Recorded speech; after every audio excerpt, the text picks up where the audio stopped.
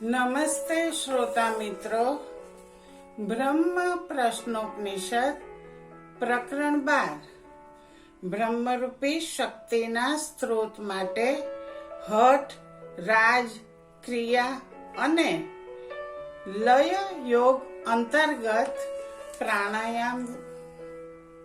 અગાઉ પ્રાણાયામ વિશેની ચર્ચામાં આપણે જોઈ ચૂક્યા છીએ તે મુજબ પ્રાણાયામનો અર્થ જ પ્રાણ અને શ્વાસોચ્છ્વાસની ક્રિયા ઉપર સંયમ, નિયંત્રણ અને કાબુ પ્રાપ્ત કરવો એ મુજબનો થાય છે. અને ક્રિયાયોગ એ પ્રાણ અને શ્વાસોચ્છ્વાસની ક્રિયા ઉપર સંયમ, નિયંત્રણ અને કાબુ પ્રાપ્ત કરવા માટેની જ સાધના છે. એટલા માટે ક્રિયાયોગની સાધનામાં પ્રાણાયામ એક ખૂબ જ મહત્વનું અને અગત્યનું ઘટક છે. પ્રાણાયામના અનેક પ્રકાર છે, જે આ મુજબ છે: 1.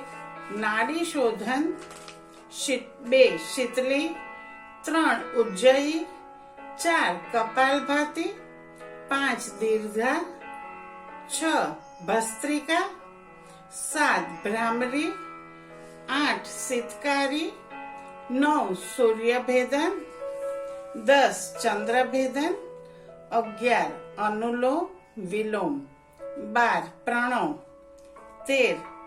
ત્રિબંધ, રેચક, કુંભક.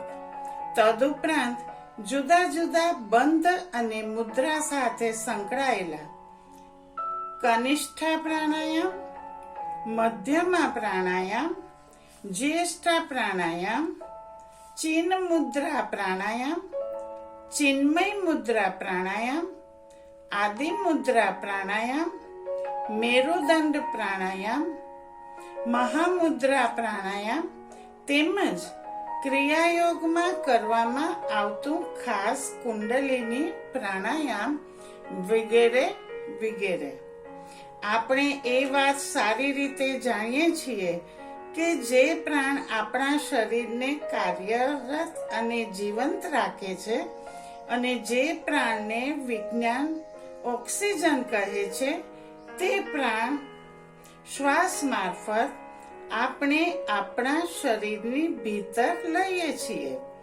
આપણા શરીરને સતત કાર્યરત અને જીવંત રાખવા માટે આ પ્રાણ અર્થાત આ ઓક્સિજનનો પુરવઠો સતત મળતો રહેવો જોઈએ.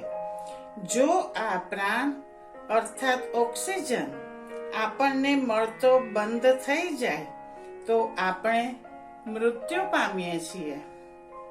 વળી શરીરને કાર્યરત અને જીવંત રાખવા માટે પ્રત્યેક ક્ષણ થતા પ્રાણના અર્થાત ઓક્સિજનના વપરાશને લીધે આપણા શરીરમાં કાર્બન ડાયોક્સાઇડ પણ પેદા થતો રહે છે, જે કાર્બન ડાયોક્સાઇડને ઉચ્છ્વાસ મારફત એટલે કે શ્વાસ છોડીને શરીરની બહાર કાઢવો પડે છે.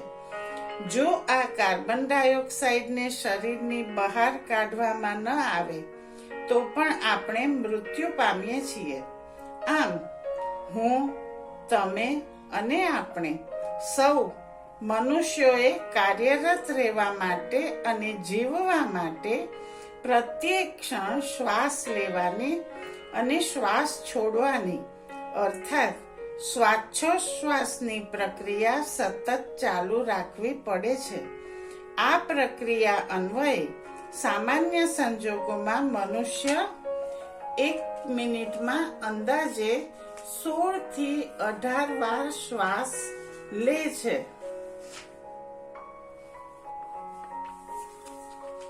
અને છોડે છે. હવે જો અર્ચના અને ગુરુવંદના સાથે આગળ જણાવ્યા મુજબના જુદા જુદા પ્રકારના આસનો અને પ્રાણાયામ પૈકી ગુરુ સૂચવે તે આસન અને પ્રાણાયામ કરવામાં આવે: ખેતરી મુદ્રા, લિંગ મુદ્રા, મહામુદ્રા, યોનિ મુદ્રા પૈકીની ગુરુ સૂચવે તે મુદ્રા સાથે ધ્યાન કરવામાં આવે અને સાથોસાથ ક્રિયાયોગનો ખાસ પ્રાણાયામ કુંડલિની પ્રાણાયામ કરવામાં આવે તો પરમહંસ યોગાનંદજીના પુસ્તક યોગીની આત્મકથા એટલે કે બાયોપિક ઓફ યોગીમાં જણાવ્યા મુજબ મનુષ્યના રક્તમાં પ્રાણ અર્થાત ઓક્સિજનનો પુરવઠો પ્રચુર માત્રામાં વધી જાય છે અને કાર્બન ડાયોક્સાઇડનું પ્રમાણ લગભગ નહિવત જેટલું થઈ જાય છે. પરિણામે મનુષ્યને અમુક સમય સુધી બહારથી પ્રાણ અર્થાત ઓક્સિજન લેવાની કે કાર્બન ડાયોક્સાઇડ બહાર કાઢવાની આવશ્યકતા રહેતી નથી. આમ થવાથી મનુષ્યના શ્વાસોશ્વાસની ગતિ આપમેળે ધીમી પડી જાય છે. બે શ્વાસ વચ્ચેનો સમયગાળો પણ આપમેળે વધી જાય છે. પ્રતિ મિનિટે લેવામાં આવતા 16 થી 18 શ્વાસનો દર પણ ઓછો થતો જાય છે અને એક સમય એવો આવે છે કે મનુષ્ય શ્વાસ લીધા વગર પણ અમુક સમય સુધી જીવી શકે છે. આમ ક્રિયાયોગમાં આસન અને ધ્યાન સાથે પ્રાણાયામનો નિયમિત અને સતત અભ્યાસ કરવાથી ક્રમે ક્રમે મનુષ્યની શ્વાસોશ્વાસની ક્રિયા અર્થાત પ્રાણ ઉપર સંયમ, નિયંત્રણ અને કાબુ પ્રાપ્ત થતો જાય છે. શ્વાસ અને મન વચ્ચેનો સંબંધ આપણા ઋષિ મુનિઓ અને શાસ્ત્રોના જણાવ્યા મુજબ આપણા શ્વાસ અને મન વચ્ચે એક અજાણ્યો અને અતૂટ સંબંધ છે. તેઓના કહેવા મુજબ મનની શાંતિ, સ્થિરતા અને એકાગ્રતાનો આધાર શ્વાસોશ્વાસની ગતિ ઉપર છે. જ્યારે શ્વાસની ગતિ વધારે હોય છે અને શ્વાસોશ્વાસની ક્રિયા ઝડપથી થતી હોય છે ત્યારે મન અશાંત, અસ્થિર અને બેચેન રહે છે. તે કોઈ ચીજ, વસ્તુ કે વિષયમાં એકાગ્ર થઈ શકતું નથી. તેનાથી ઉલટું જ્યારે શ્વાસોશ્વાસની ક્રિયા ધીમી હોય છે અર્થાત શ્વાસની ગતિ ઓછી હોય છે ત્યારે મન આપમેળે શાંત, સ્થિર અને એકાગ્ર થઈ જતું હોય છે. આમ મન અને શ્વાસ બંને એકબીજા સાથે સંકળાયેલા છે. એટલા માટે જ ક્રિયાયોગ તેમજ અન્ય યોગોમાં પ્રાણાયામ એક ખૂબ મહત્વનું ઘટક છે. કારણ કે પ્રાણાયામથી જ શ્વાસોશ્વાસની ક્રિયા ધીમી પડે છે. પ્રાણાયામથી જ શ્વાસની ગતિ ઓછી થાય છે અને પ્રાણાયામ વડે મનુષ્ય પ્રાણ અને શ્વાસની ક્રિયા ઉપર નિયંત્રણ અને કાબુ મેળવે છે. પ્રાણ અને શ્વાસ ઉપરનો કાબુ મનુષ્યના મનને શાંતિ, સ્થિરતા અને એકાગ્રતા પ્રદાન કરે છે. ક્રિયાયોગથી થતા લાભ શ્વાસની ગતિ અને મન સાથે સંબંધિત ઉપરોક્ત સિદ્ધાંત અનુસાર મનુષ્યના બે શ્વાસ વચ્ચેનો ગાળો લાંબો થઈ જવાથી, મનુષ્યના શ્વાસની ગતિ ધીમી પડી જવાથી અને મનુષ્યના શ્વાસનો દર ખૂબ જ ઓછો થઈ જવાથી તેનું મન દરેક સ્થિતિમાં શાંત, સ્થિર, એકાગ્ર અને સમાધિસ્થ અવસ્થામાં જ રહે છે. પરિણામે મનુષ્યને અનેક પ્રકારના લાભ થાય છે. તેઓ પોતાના જે કંઈ દૈનિક નિયત કર્મ જેવા કે ખાવું, પીવું, નાહવું, નોકરી, વેપાર, ધંધો કે અન્ય કોઈ નિયત કર્મ કરતા હોય છે તે દરેક કર્મ દરમિયાન તેનું મન શાંત, સ્થિર, એકાગ્ર અને સમાધિસ્થ અવસ્થામાં જ રહેતું હોવાથી તેઓની ભીતર સતત બ્રહ્મરૂપી શક્તિનો સંચાર થતો જ રહે છે. તેઓની ભીતર સતત બ્રહ્મરૂપી શક્તિ પેદા થતી જ રહે છે. આ શક્તિ પેદા થવાને લીધે બ્રહ્મરૂપી શક્તિના અન્ય સ્ત્રોતો અને માધ્યમોની જેમ જ ક્રિયાયોગ પણ મનુષ્યનું શરીર હલકું, લચીલું અને સ્ફૂર્તિવાન બને છે. તે દરેક પ્રકારના સાધ્ય અસાધ્ય રોગોથી મુક્તિ મેળવે છે. બીપી, થાઇરોઇડ, ડાયાબિટીસ, હૃદયરોગ જેવા રોગોના નિવારણ માટે ક્રિયાયોગ ખૂબ જ અસરકારક છે. ક્રિયાયોગથી મનુષ્યનું મન દરેક પ્રકારના તણાવો, વિષાદો, ક્લેશ અને નકારાત્મક ભાવોથી મુક્ત બને છે. તેની બુદ્ધિમાં વિવેક જાગૃત થઈ જાય છે અને તેને સારું ખરાબ, જ્ઞાન અજ્ઞાન, સત્ય અસત્ય, વિદ્યા અવિદ્યા વચ્ચેનો ભેદ સમજાય છે. ક્રિયાયોગથી મનુષ્યનું શરીર, મન અને મગજ એક ગાઢ અને ગહન આરામની સ્થિતિનો અનુભવ કરે છે. તેની ભીતર રહેલા તમસ અને રજસ ગુણો દૂર થાય છે અને સત્વગુણનો વિકાસ થાય છે. આ શક્તિ મનુષ્યની મૂલાધાર ચક્રમાં સુષુપ્ત અવસ્થામાં રહેલી ચેતનાને જાગૃત કરી ઉર્ધ્વ ગતિ આપી અને મૂલાધાર ચક્રમાંથી ક્રમે જ્ઞાન ચક્ર અને સહસ્ત્રાર ચક્ર સુધી પહોંચાડે છે.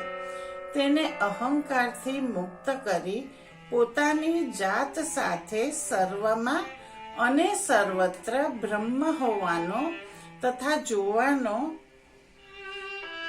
અને આનંદ સ્વરૂપ આત્મા અને પરમ આનંદ સ્વરૂપ પરમાત્માનો અનુભવ કરાવે છે.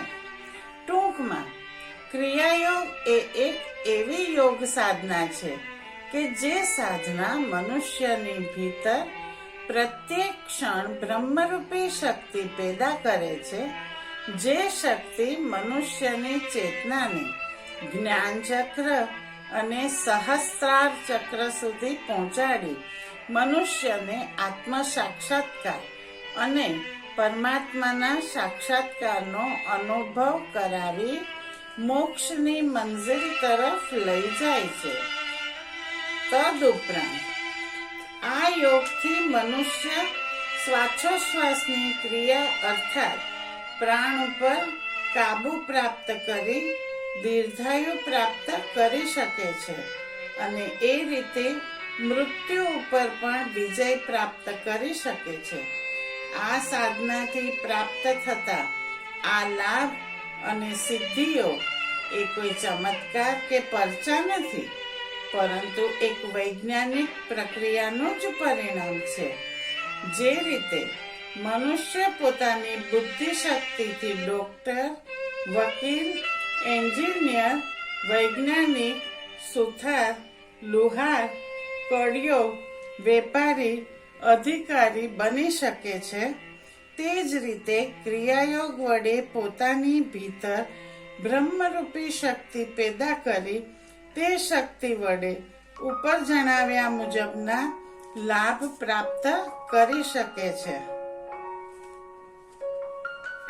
ક્રિયાયોગથી કેવી રીતે દીર્ઘાયુ અને મૃત્યુ ઉપર વિજય પ્રાપ્ત થાય છે. આપણે અત્યાર સુધીમાં ઓમકારથી લગાવી ક્રિયાયોગ સુધીના બ્રહ્મરૂપી શક્તિના સ્ત્રોત તરીકેના અન્ય માધ્યમો વિશે ચર્ચા કરી. આ દરેક માધ્યમો મનુષ્યની ભીતર બ્રહ્મરૂપી શક્તિ પેદા કરે છે. મનુષ્યની ચેતનાને ઉર્ધ્વગતિ આપી મૂલાધાર ચક્રમાંથી વિશુદ્ધ આજ્ઞા અને સહસ્ત્રાર ચક્ર સુધી પહોંચાડે છે. મનુષ્યનો આનંદમય કોષ ખોલી નાખે છે અને મનુષ્યને આનંદ સ્વરૂપ આત્મા અને પરમ આનંદ સ્વરૂપ પરમાત્માનો અનુભવ કરાવી મોક્ષની મંજિલનો મુસાફર બનાવે છે. પરંતુ આ બધા માધ્યમો પૈકી ક્રિયાયોગ માત્ર એક એવું માધ્યમ છે જેના દ્વારા આ બધું પ્રાપ્ત થવાની સાથોસાથ મનુષ્યને દીર્ઘાયુ તેમજ મૃત્યુ ઉપર વિજય પ્રાપ્ત કરવાની ક્ષમતા પણ પ્રાપ્ત થાય છે, જે ક્ષમતા ક્રિયાયોગ સિવાયના અન્ય માધ્યમો મારફત મનુષ્યને પ્રાપ્ત થતી નથી. અહીં વાચકોના મનમાં એક સવાલ અવશ્ય પેદા થશે કે મનુષ્યને દીર્ઘાયુ અને મૃત્યુ ઉપર વિજય માત્ર ક્રિયાયોગથી જ શા માટે પેદા થાય છે? તો ચાલો ક્રિયાયોગનું આ રહસ્ય પણ જાણીએ અને સમજીએ. આપણે અગાઉ જોઈ ચૂક્યા છીએ તે મુજબ સામાન્ય સંજોગોમાં મનુષ્યના શ્વાસનો દર 16 થી 18 શ્વાસ પ્રતિ મિનિટનો હોય છે. અર્થાત મનુષ્ય 1 મિનિટમાં 16 થી 18 શ્વાસ લે છે. આપણા ઋષિ મુનિઓ, યોગ ગુરુઓ અને યોગીઓના સંશોધન, અનુભવ અને જ્ઞાન અનુસાર તેમજ શાસ્ત્રોમાં જણાવ્યા મુજબ મનુષ્ય કે અન્ય જીવોની ઉંમરનો માપદંડ વર્ષોની સંખ્યા પર નિર્ધારિત હોતો નથી, પરંતુ શ્વાસની સંખ્યા પર નિર્ધારિત હોય છે. એટલે કે વિધાતાના લેખમાં મનુષ્યની આવરદાના ઉલ્લેખમાં તે કેટલા વર્ષ જીવશે તેવું લખવાને બદલે તે કેટલા શ્વાસ લેશે તે મુજબ લખેલું હોય છે. ટૂંકમાં વિધાતા એ મનુષ્યના પ્રારબ્ધમાં જેટલી સંખ્યામાં શ્વાસ લેવાનું લખેલું હોય છે તેટલા શ્વાસો લીધા પછી તે શ્વાસો પૂર્ણ થયા પછી જ તેનું મૃત્યુ થાય છે. મિત્રો, હાલ વાણીને વિરામ આપું. આવતીકાલે ક્રિયાયોગના સિદ્ધાંત અનુસાર કઈ રીતે મનુષ્ય દીર્ઘાયુ અને મૃત્યુ મેળવે છે એ વિશે સમજીએ. ઓમ